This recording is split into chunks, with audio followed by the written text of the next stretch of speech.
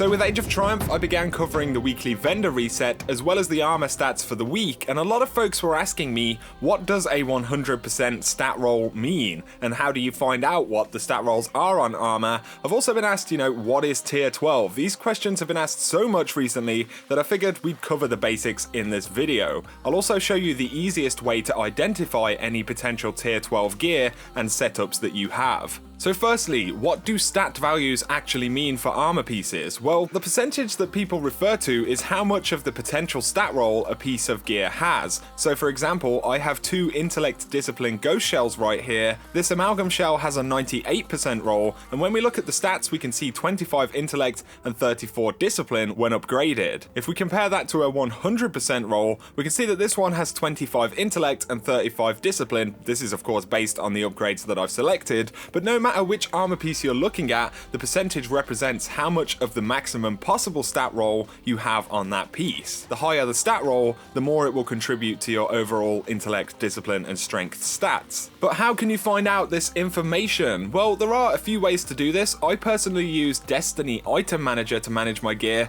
Item Manager can show you the stats and rolls on the gear, which is really useful, and it can even show you what the vendors have on offer in a given week as well. There are other options like Tower Ghost, which you can also use on mobile, I believe. The version of Destiny Item Manager I'm using is a Chrome browser plugin, which I believe is the best all-around option for this kind of thing, because there are some pretty cool tools inside of here. So now I'm going to talk about tier 12. What does tier 12 mean? Well, it means that you are capable of having a total of 12 whole tiers of stats available in a given armor set. My Titan right here has a 5-5-2 build, so that's max intellect and discipline both at tier 5 and then another 2 tiers of strength. This means that you have the best possible cooldowns on whichever stats you've selected. You can do tier 12 in multiple ways as well. Some people like 4-4-4 builds, where you have 4 of every stat, which is pretty awesome. Most players will achieve tier 10 or 11 stat builds once they have maxed characters with, some reasonably good gear, but going for tier 12 simply allows you to have the maximum possible amount of those stats contributing to your ability cooldowns at the same time. Getting tier 12, however, is not that easy. It's going to take a lot of time to get the right stat percentages and combination of stats across all of your armor to make this possible. On top of this, achieving tier 12 and having the bonuses that you want at the same time is even more difficult.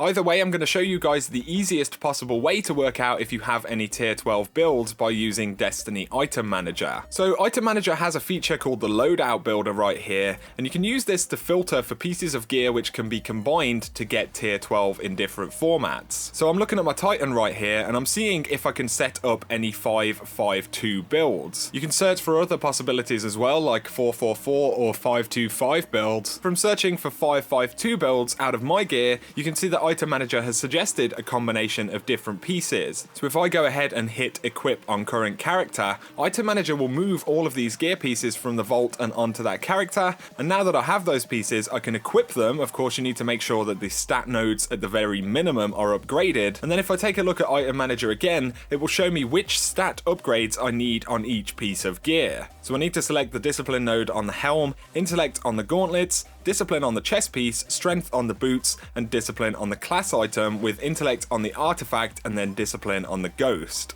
With all of these equipped and the right upgrades selected, you can see that I've achieved my 5-5-2 build. I now have as much intellect and discipline as you can possibly use, but I also have another 2 tiers of strength available. If I move to my Warlock, we have a suggested 4-4-4 build here. Once again, I move the gear to that character, equip it, select the upgrade nodes shown in Item Manager, and there we have it, another tier 12 build. So this is essentially a maximization thing. If you want to have the most amount of abilities available with the shortest cooldown times, then this is how you do it. Like I said though, it does require a lot of good gear. The stuff I'm using right here has been selected out of just tons of armor which I've had stashed away for a long time. You're definitely going to need good ghost shells, but particularly good artifacts. Look out for higher than 100% rolled artifacts with intellect discipline in particular, as they can contribute a lot to a tier 12 build. A trick that some people have used is to pick up gear from the Rise of Iron record book and then infuse it and check which stats you've been given, since the rolls are randomized each time. I've literally seen people grind this until they have tier 12 builds, but it is a lengthy process. So these have really just been the basics of stats, how you can see them